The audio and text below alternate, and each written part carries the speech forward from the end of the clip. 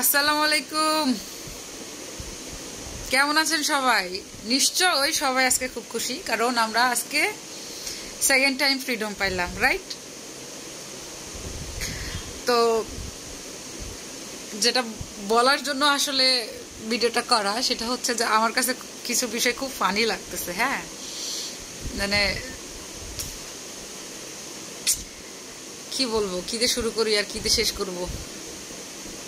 ব্যাপারটা হচ্ছে যে আমি কয়েক মিনিট আগে ফেসবুকে ঢুকে যেসব যারা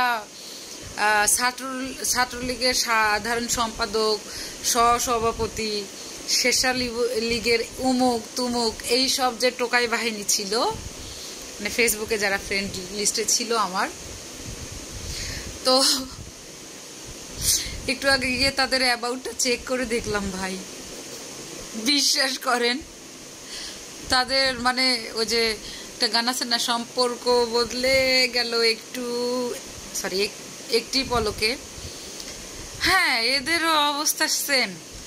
এরা আর কেউ সাধারণ সম্পাদক, ছাত্রলীগ, স্বেচ্ছাসেবক লীগের কেউ না, অ্যাবাউট পুরো চেঞ্জ করে ফেলছে। ভাই কেমনে মানুষ, কেমনে পোল্টিবাজ হয়? ইভেন দো সারাদিন যারা সোয়াল জব করতো আওয়ামী লীগ করে, ও মাই গড, তারাও দেখি লিখতেছে আলহামদুলিল্লাহ স্বাধীনতা পাইছি, আলহামদুলিল্লাহ স্বাধীনতা পাইছি। ভাই তোরা এত তেলবাজ কেন?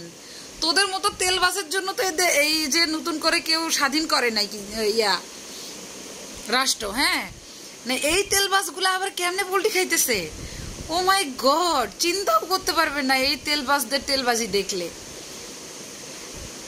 যাই হোক, যে আমি মনে করি যা হয়েছে, অ্যাটলিস্ট আমি মনে করি একজন সাধারণ নাগরিক, বাংলাদেশের নাগরিক হিসেবে যেটা মনে করি, যে সরকারি আসুক না কেন, হটেভার, যে আওয়ামী লীগ, বিএনপি, জামাত, যে আসুক না কেন, মানুষের যে কথা বলার ফ্রিডম, এটা থাকতে হবে। আমি মনে মনে কি দল অন করি, এটা আমার একান্ত ব্যক্তিগত বিষয়, কিন্তু ন্যায় অন্যায় নিয়ে কথা বলার রাইটস প্রতিটা মানুষের থাকা উচিত।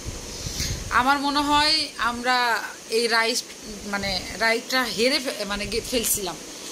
তো এই 15 বছরে যে মানুষের যে কথা বলার একটা স্বাধীনতা, বাক স্বাধীনতাটা মানুষ হারাই ফেলছিল, সেটা আবার ফিরে পাইছে।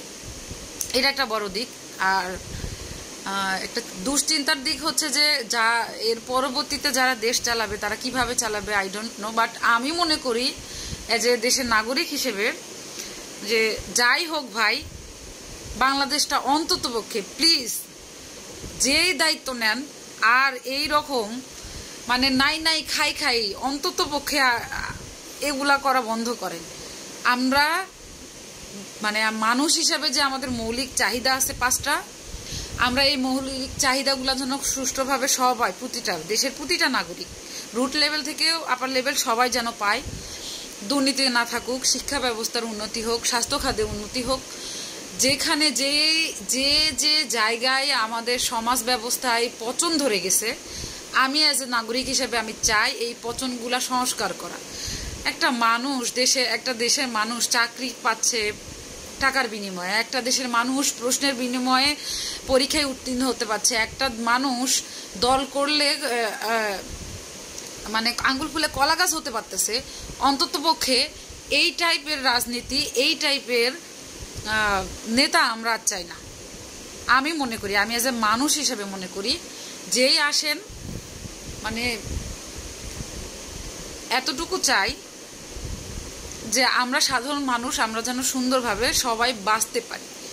এই যে গরিব মানুষের খাবারের কষ্ট, মানুষ আজকে ক্যান্সার, বড় বড় ভাইটাল অর্গানগুলো নষ্ট হয়ে যাচ্ছে, এই যে ভেজাল দ্রব্য খাবার, প্লিজ এই ভেজাল দ্রব্য খাবার নিয়ে কেউ একজন কাজ করেন। আমরা শেষ হয়ে যাচ্ছি। আমি হসপিটালে জব করি, তো আমি জানি দেশে কি পরিমাণ ক্যান্সার, কি পরিমাণ আপনার কিডনি পেশেন্ট, কি পরিমাণ হার্ট ডিজিজ, এত বড় বড় ডিজিজ তো বাংলাদেশে আজ থেকে আরও 10-15 বছর বা 20 বছর আগে এত ছিল না। আপনি কি শুনছেন? আপনারা কি শুনছেন? আপনার পরিবারে রেয়ার কেস ছিল না যে ক্যান্সার হয়েছে, কিডনি পেশেন্ট? কিন্তু আপনারা দেখেন বর্তমানে কি ভাই, আমার পরিবারে একটা ক্যান্সার, আমার বড় আব্বা মারা গেছে ক্যান্সারে, আমার বড় ফুপু মারা গেছে ক্যান্সারে, আমার দাদা মারা গেছে ক্যান্সারে, আমার নানি মারা গেছে জরায়ু ক্যান্সারে। ভাই এত ক্যান্সার কেন ভাই? আমার পরিবারের একটা চিত্র আমি বললাম, তাহলে বোঝেন। অন্ততপক্ষে যেই ক্ষমতায় থাকেন ভাই, অন্ততপক্ষে আমাদের খাবারটা, চিকিৎসাটা, 5টি যে মৌলিক চাহিদা আপনারা ইনশিওর করেন প্লিজ। এটা বিনত অনুরোধ থাকবে আমার পক্ষ থেকে। এবং আমি মনে করি আমার যে কথাগুলো এটা সবার কথা, সবাই এটাই চাই, কোনো দুর্নীতি না প্লিজ। বাংলাদেশে আর কোনো দুর্নীতি আমরা দেখতে চাই না। ধন্যবাদ সবাইকে।